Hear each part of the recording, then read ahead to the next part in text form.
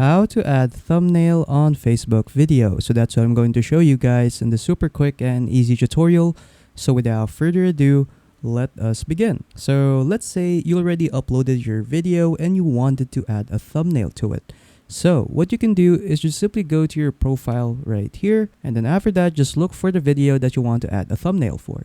So for example, I'll be choosing this video right here, which I just uploaded recently. So to add a thumbnail to your video, what you want to do is you just simply click on these three dots right here on your video. Afterwards, just click on edit post. So once you're in edit post, from here you can edit out your details right here of your post, like adding a description of your post, adding additional photos or videos, inviting a collaborator, and etc, etc. You can also boost the post if you want to. So what you want to do from here is just simply click on video options. Afterwards, so as you can see, you can edit out the video title right here, add tags, add a collaborator. You can also add captions. But the main setting that we want to focus on right here is changing the thumbnail. So just click on change thumbnail right here.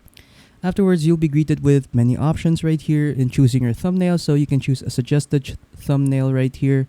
So you can choose between these thumbnails that Facebook suggested to you. What you can also do is to upload an image, or you can simply just choose from the video or test different thumbnails. So yeah, feel free to choose on which kind of option you want to use for your thumbnail.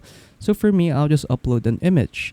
So I'll just click on upload image right here, and then I'll just go to my downloads and look for the image that I want to use. So for example, I want to use this one. I'll just double click on it. So this is what the thumbnail looks like. And then after that, once you're done, just simply click on save. Wait for it to save. And then there you go. We now have our thumbnail for our Facebook video. So okay, so once you're done, you simply click on save again, and then there you go. We now have applied our thumbnail to our Facebook video. So when I view my video right here, so I'll just go to more right here, go to videos. So as you can see that our video right here already has a thumbnail.